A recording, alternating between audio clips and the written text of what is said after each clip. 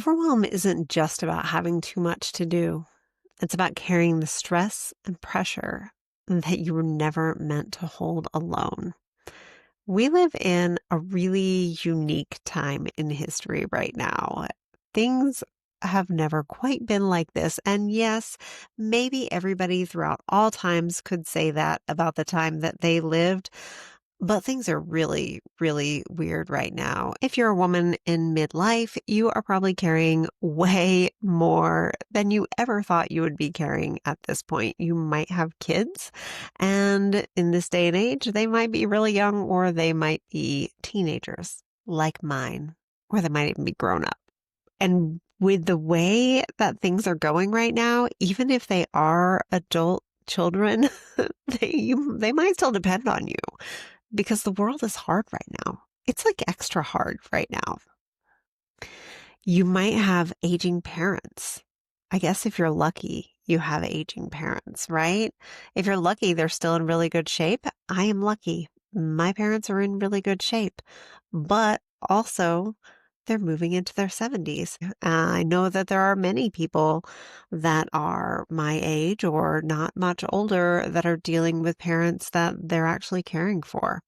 You know, they call us the sandwich generation because we're the caretakers for our young and also the caretakers for our own parents. And that's a lot to handle. You probably still have some kind of work you do. Hopefully you like it. I really hope that you like it because I think that a lifetime of doing things that you don't like is kind of a terrible thing. I know. I did a job I didn't like for over a decade, and to me, that was a terrible thing. I had a lot of stress and overwhelm, and a huge part of it was just because I did not like what I was doing. We have a lot of things on our plate today with social media and the internet and things getting so fast. And one of the biggest things that I think causes us overwhelm today is the fact that we see news as it happens around the whole entire world. And I actually don't think people talk about this quite as much as they should. If you had lived 100 years ago, you would have known the news in your small community.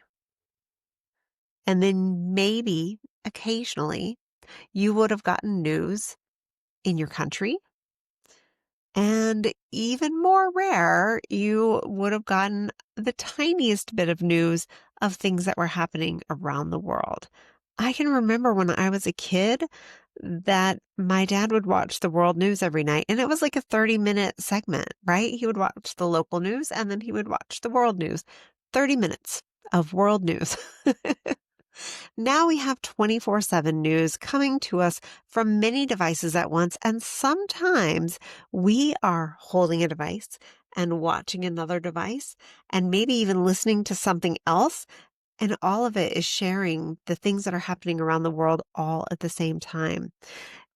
Humans were not designed to carry this much stress, this much information about the world at large all at once, because it makes it feel like you have to do something about it, like you should do something about it. As one human being, as one person right here, I can't do something about all the things. I have to choose my thing, and I can do something about that, but I can't save everything. And so I think there's a part of us that kind of feels like we have to save the whole world, and that is not possible. Turn off the news. If you are feeling overwhelmed in your life, that is one thing that you need to do is turn off the news. I'm going to give you 5 ways to start to release overwhelm. And of course, there are so many ways to release overwhelm in your life, but I'm going to give you 5 that will help get you on the road that you can actually do in your life. There are other things that I can do that I can help you with, but here are some that you can do on your own. So one of those is what I talked about in my last video is that reset moments. So if you are feeling overwhelmed in life, be sure that you are taking a moment between the different activities that you have, that you're not just rushing from this to that to the other on high alert at everything. Make sure that you're taking a moment to reset before you move into your next activity, right? If you have had a stressful day at the office and you are going home to spend time with your family, take a breath before you go inside and spend time with your family to reset yourself and to set some intentions for how you're going to be with your family and how you're going to enjoy your family, and intentions about letting go of the stress that was at the office. So, resetting, that is one thing that we can do to start really shifting things a lot. Simplify your life and prioritize. Oh my gosh. I can actually speak a whole lot more about this because we did downsize by 90% once upon a time. And I really, really learned how good simplicity can be and how much it can help with things. Simplifying your life means that you have less to take care of. All those cute little knickknacks that you see when you go to the store that you want to have on your shelves, they all have to be dusted. They all pay rent for the space that they're taking up in your home. They're all things that even when you look around the room, all the things that you can see around the room, that is like visual information coming into you. If you feel overwhelmed and you've got a ton of stuff all around you that's bringing in all this information into your mind all the time, it's going to take a bit of a toll. I know, because I've been in both places. I've been in the place having much less stuff and in the place having way too much. And it is nice when you don't have as many things that you have to actually take care of. So simplify and prioritize. The third one is to take care of your body and your mind. Do not put off taking care of your body, because if you do, you will not be able to handle the stress that's coming in and it will feel more overwhelming. Exercise is good for your mind too, right? You can taking care of your mind, of course, is good too, but taking care of your body actually also takes care of your mind. It's like a double whammy there. And it feels good. And when your body, if you get to a place, especially as a woman in midlife, as you move into a place where your body starts to change, you really, really start to see how important it is to take care of your body. And you guys, I have had this situation going on over the past year, and I have really started to pay attention and get a handle on it because things just don't work like they used to work. And I started a new exercise routine recently because I knew I had to do something and I wasn't quite doing what I wanted. And I go out for walks every day with my daughter, which is wonderful. We get time together and we get a good walk in, we get some exercise, but I needed a little bit more. And so I started a new routine, and it has not even been 30 days and I am seeing the difference. My body is craving the movement. It feels really good, and my body is just starting to feel better. And when your body feels good, you can handle things so much better. And then taking care of your mind as well is really important. The very first thing that I do in the morning is a meditation.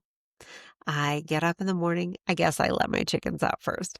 I get out and I make sure that my chickens are out and that they have water and stuff. But then I do a meditation and I take that time to clear my mind and prepare it for the day ahead. So take care of your body, take care of your mind. Another one I have definitely talked about on here is your language. The words that you are using, shift your language. That will make such a difference. How many times in the last week have you said, I'm overwhelmed? How many times in the last week have you said, I'm stressed? And you might say, but I am. It's the truth. But you don't have to say it out loud and reinforce it, right? Let's choose something different. Use your words to start creating a different reality for yourself. What can you say instead of I'm stressed and I'm overwhelmed? How about I'm learning to simplify? How about I'm letting things go?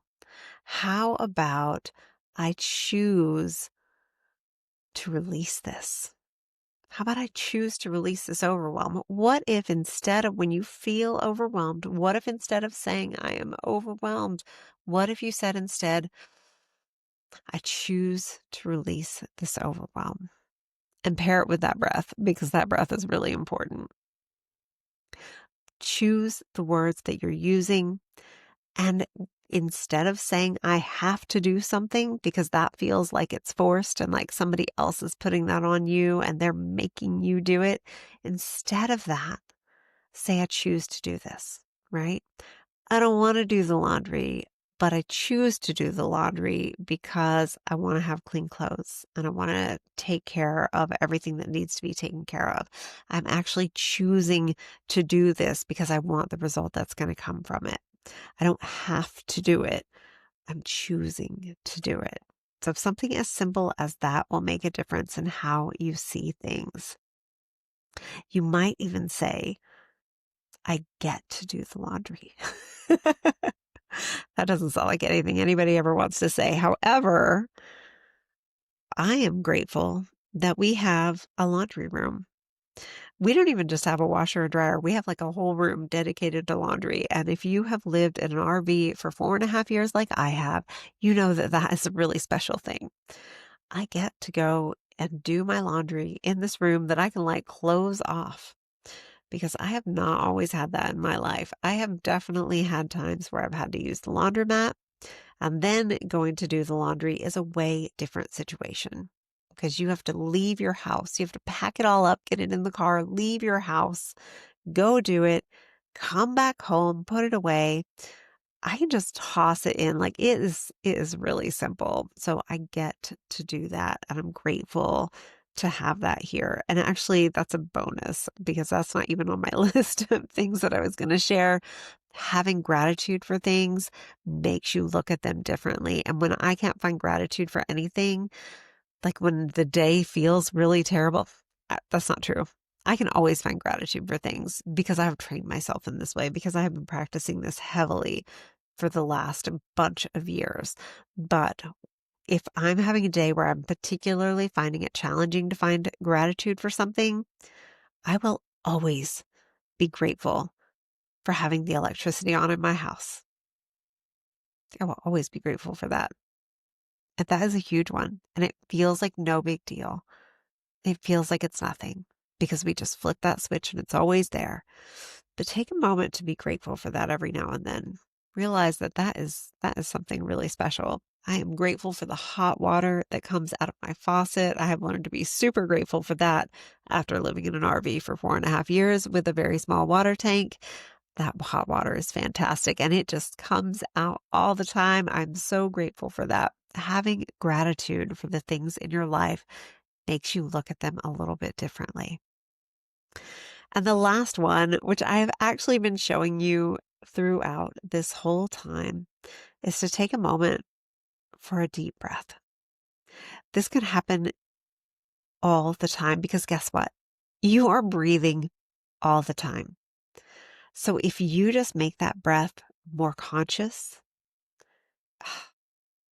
it feels so good, right? Put your hands on your heart. Take a deep breath in through your nose and let it out through your mouth. And you could just start to feel that weight coming down off your shoulders and releasing. So that is 5 ways you can start to let go of the overwhelm.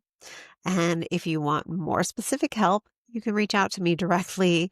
I do work with women in midlife to release the emotional heaviness that has come with everything that we have experienced up until now. If you're anything like me, you feel like you have experienced so many lifetimes all at once.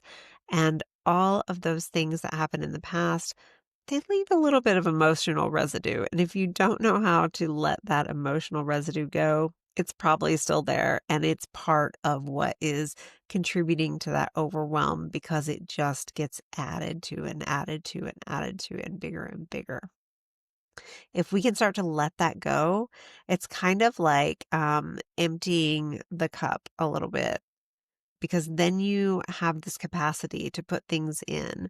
They talk about filling your cup as being a good thing, right? Like you want to, fill your cup, like to get what you need.